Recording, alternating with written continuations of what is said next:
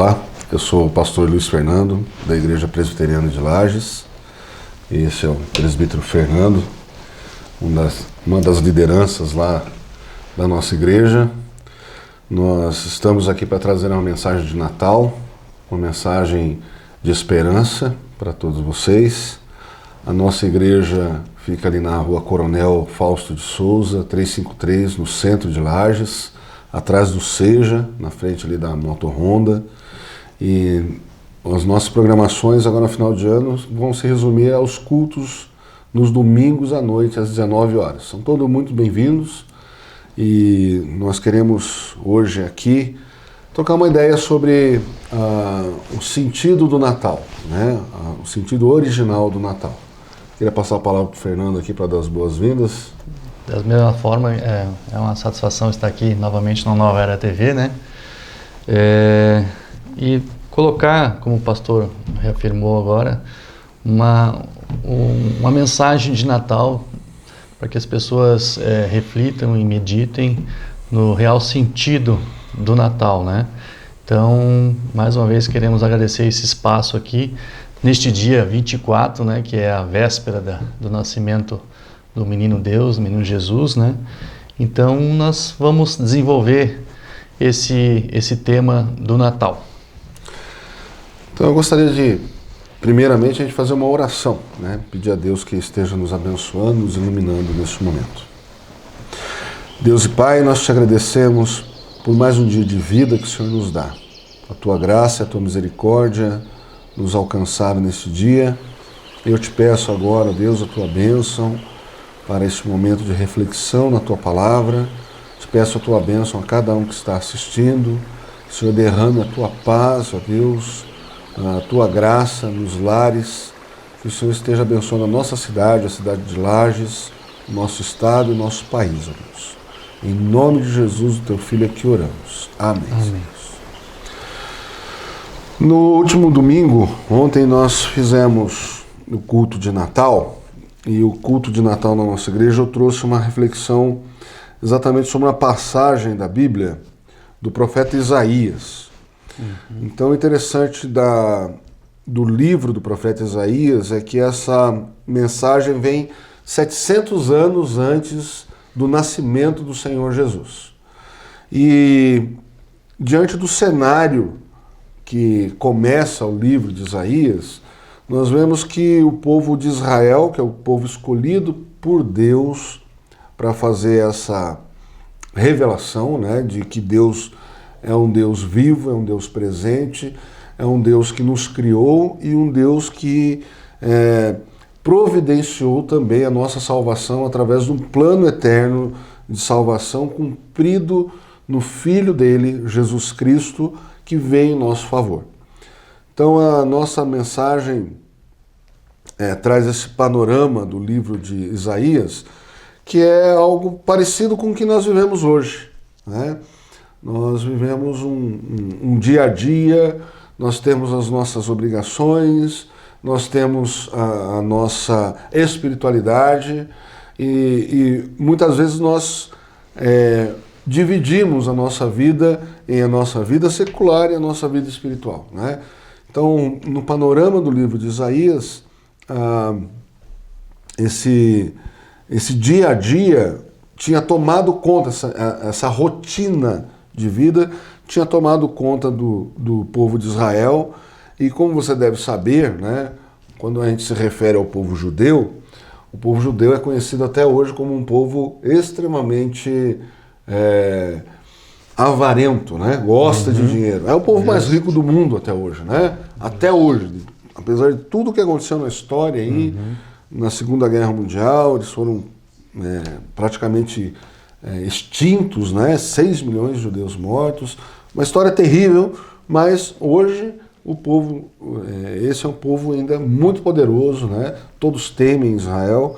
Mas nessa parte da história, 700 anos antes de Cristo, 2.700 anos atrás, eles viviam essa rotina e essa rotina chegou, na verdade não havia uma separação, né, institucional do que era a vida religiosa e a vida cotidiana. a vida secular, né, do povo de Israel. Mas isso começou a se implantar já ali. E aí, nos primeiros capítulos, do 1 ao 5 de Isaías, Deus diz que o culto que eles estão prestando é um culto que Deus não se agrada, porque a ação deles no dia a dia tinha esquecido o amor. Tinha descambado para um misticismo somente. E as ações que eles estavam tendo com os seus próximos, com o seu irmão, no qual a lei enfatiza que eles deveriam cuidar uns dos outros, acabou indo para o lado do egoísmo, de cada um cuidando da sua casa, do seu território, e não se importando com quem estava sofrendo. E isso começa a se traduzir também em um interesse muito grande em crescer financeiramente, individualmente, e ao passo que muitos estavam morrendo de fome. Então Deus diz que havia sangue nas mãos daqueles que estavam cultuando a Deus daquele modo. E eu trouxe esse panorama, né, quando surge essa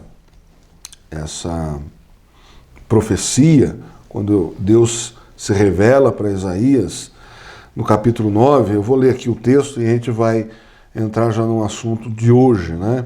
O texto diz assim no capítulo 9: Mas para a terra que estava aflita não continuará a obscuridade. Deus, nos primeiros tempos, tornou desprezível a terra de Zebulon e a terra de Naftali, mas nos últimos tornará glorioso o caminho do mar, além do Jordão, Galileia dos gentios. Pode continuar, Fernando, está aberto aí, né? Muito bem. Vai até o versículo 7, por favor. Muito bem. O povo que andava em trevas viu grande luz, e aos que viviam na região da sombra da morte, resplandeceu-lhes a luz. Tens multiplicado este povo, a alegria lhe aumentaste. Alegram-se eles diante de ti, como se alegram na ceifa, e como exultam quando repartem os despojos. Porque tu quebraste o jugo que pesava sobre eles, a vara que lhes feria os ombros e o cetro do seu opressor, como nos dias dos medianitas, porque toda bota com que anda o guerreiro no tumulto da batalha e toda veste revolvida em sangue serão queimadas, servirão de pasto ao fogo. Porque um menino nos nasceu, um filho se nos deu, o governo está sobre os seus ombros, e o seu nome será maravilhoso, conselheiro, Deus forte, Pai da eternidade, Príncipe da paz, para que se aumente o seu governo e venha paz sem fim sobre o trono de Davi e sobre o seu reino, para o estabelecer e o firmar mediante o juízo e a justiça, desde agora e para sempre. O zelo do Senhor dos Exércitos fará isto. Então, essa profecia sobre Jesus, sobre o nascimento de Jesus, que é o que estamos comemorando amanhã, o Natal, né? Ela vem em um momento em que o povo de Deus, o povo que deveria servir a Deus, deveria amar ao próximo, estava longe disso. Eles estavam fazendo todas as formalidades da religião, mas essas formalidades não refletiam o caráter de Deus na verdade, né? Então, Fernando, ontem nós refletimos aqui sobre esse tema, sobre esse ponto, e o tema foi a grande luz, né? Que o texto diz aqui que a terra que estava aflita não continuará a obscuridade. E aí ele diz no versículo 2, o povo que andava em trevas viu grande luz, e aos que viviam na região da sombra da morte, resplandeceu-lhes a luz. E eu comecei essa reflexão dizendo que o Lulu Santos, né, ele tem uma música que diz assim, o que seria da luz se não fosse a escuridão, Justo, né? Justo. E, na verdade, nas trevas, na escuridão, existe vida. Sim. Não existe vida? Sim. Agora, que tipo de vida existe nas trevas, né? Eu lembro, há 20 anos atrás, eu era um seminarista e estava estava trabalhando numa cidadezinha em São Paulo, muito pequenininha, chamada Tietê. Tietê. Inclusive onde nasceu o Michel Temer, nosso atual presidente, né? E lá começava aquela moda de criar, não sei se chegou aqui em Santa Catarina, mas aqueles caramujos africanos. Diz que aquilo era uma iguaria, acabou virando uma praga, né? Aquilo, né? E aquilo só podia ser criado, o ambiente de criação é tipo uma caverna, né? Era no escuro, com umidade, e era vida, e era algo criado para se comer, né? Mas na verdade acabou não pegando aqui no nosso país. E que tipo de vida há na escuridão? Existe um tipo de vida, existe vida. Só que essa vida geralmente não resiste quando a luz chega. E a comparação é essa, né? Essa luz que chega para esse povo que vivia na obscuridade é exatamente fazendo essa referência que as obras que estavam sendo feitas por este povo ali naquele lugar, naquele tempo, não eram obras da luz, eram obras das trevas, né? Era a falta de amor, era um desespero da maioria do povo que sofria, né? E a referência que eu fiz nesse texto a Jesus é o que ele fala aqui: viu grande luz. Grande luz. Essa luz se refere ao nosso Deus, né? Gênesis, quando vai falar da criação, quando Deus diz haja luz, ali se inicia a criação, de acordo com essa narrativa, e diz que houve o primeiro dia, né? Mas o sol que rege o nosso dia só foi criado no quarto dia, né? O sol, a lua e as estrelas, né? Então essa lógica da criação não faz muito sentido para nós, né? Porque sem a luz do sol não haveria as plantas, ou elas não resistiriam, né? Não nasceriam. E aí quando a gente vai lá para o Apocalipse, né? E a gente tem o texto aqui no meio da Bíblia dizendo que Jesus é essa luz. No Apocalipse está dizendo que na Nova Jerusalém não vai haver sol.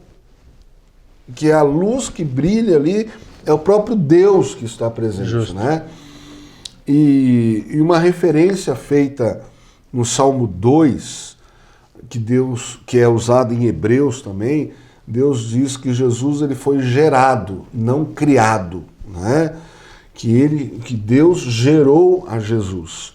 E esse gerou não é só na encarnação, né? Esse gerou na eternidade. Justamente. E essa geração do Filho unigênito de Deus, ela faz referência exatamente à criação após essa geração, né?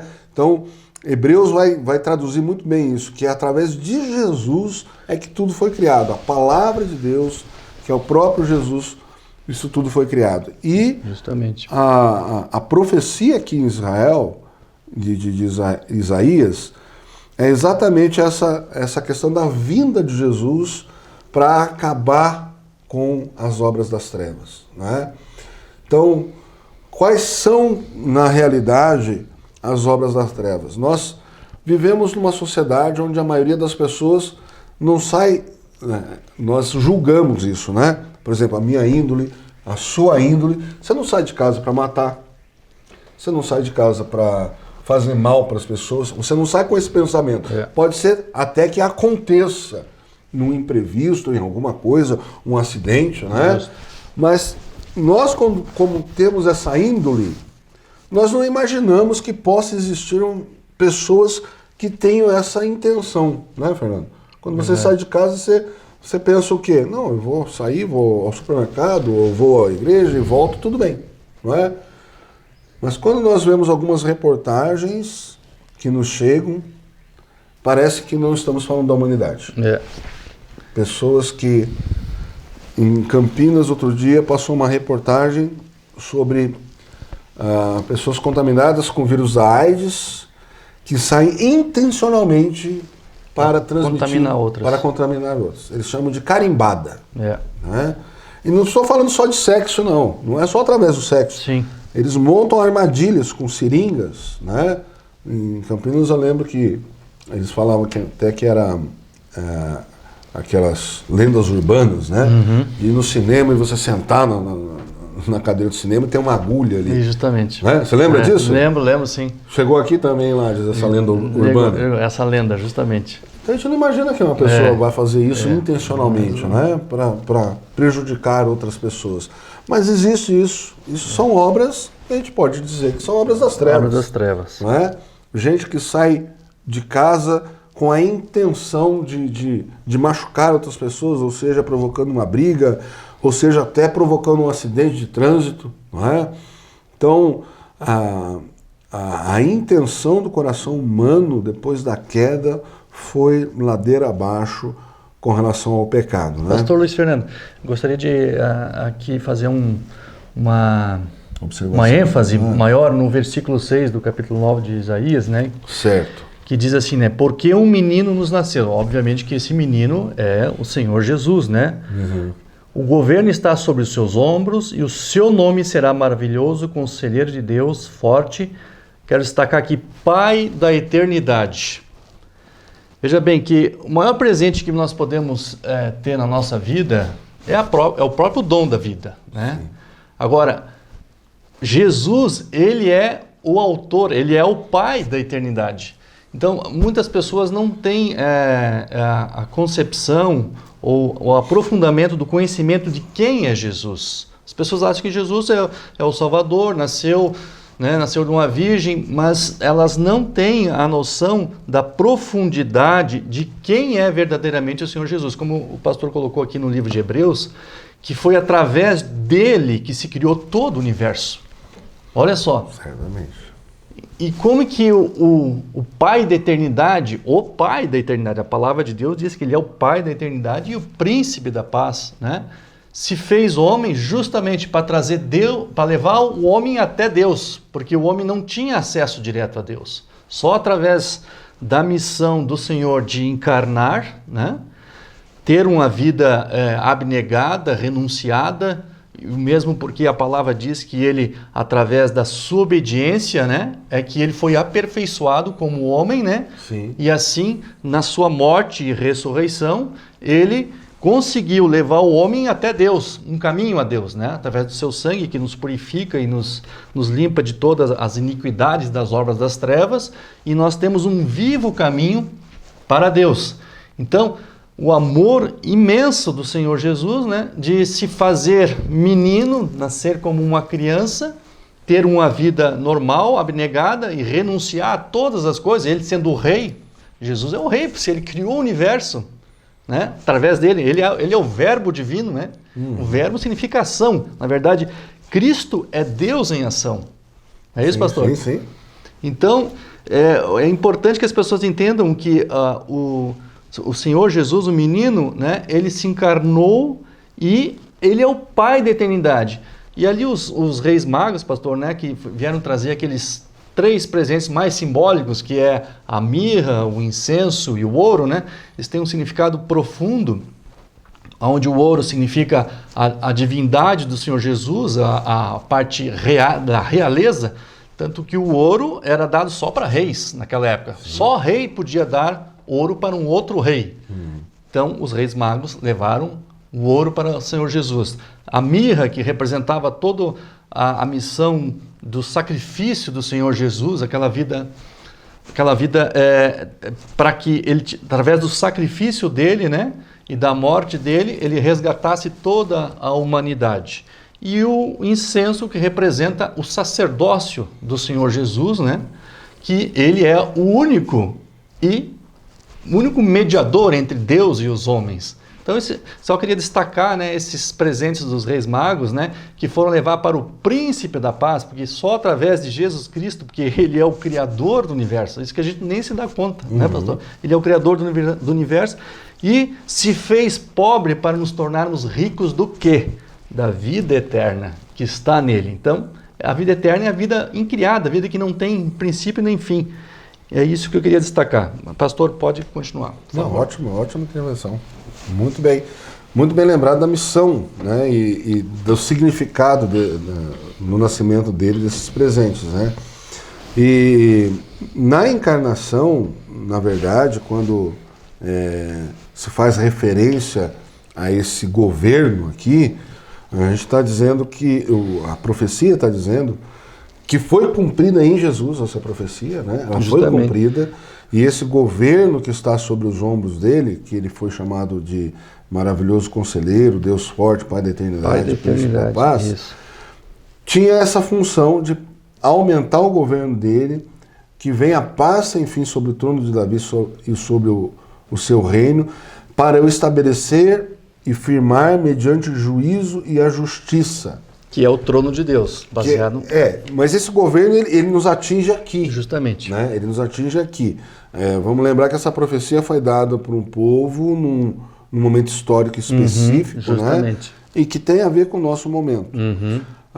O que eu queria trazer com relação a esse reinado de juízo e justiça é que, com a queda, né, hoje em dia a gente tem acesso a muita coisa na internet, então eu sugiro que você que tem acesso a isso, faça essa pesquisa. Nós temos muita gente muito inteligente nessa área, que é a área científica, né?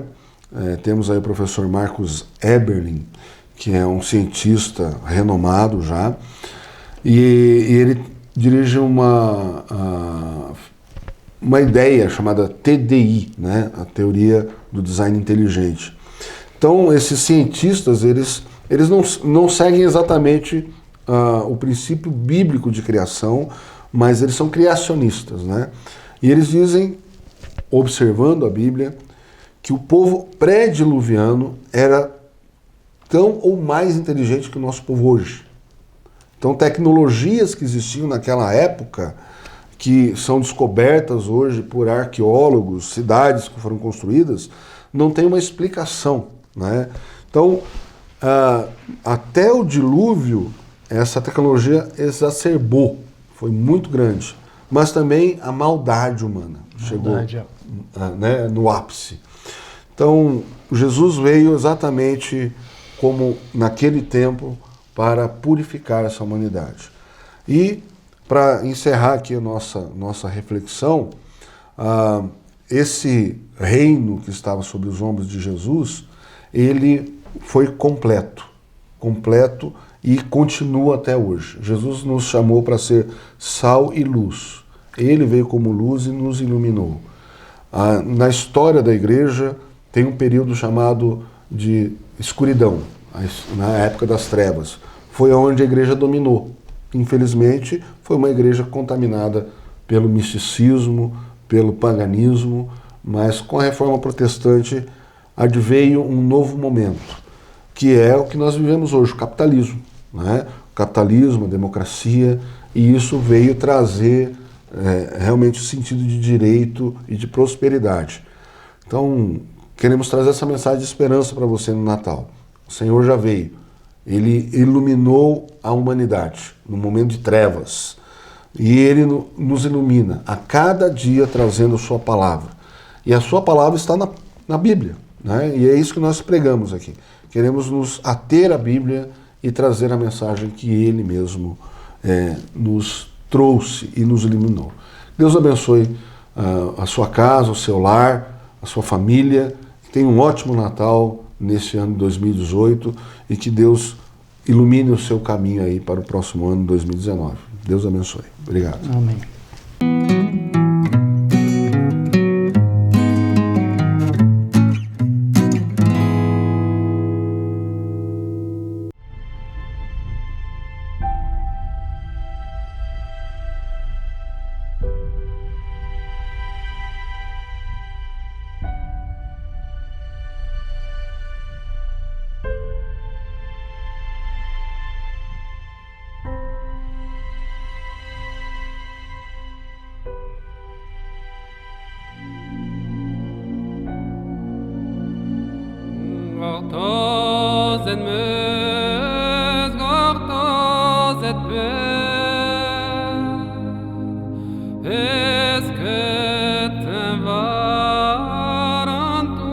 Yuge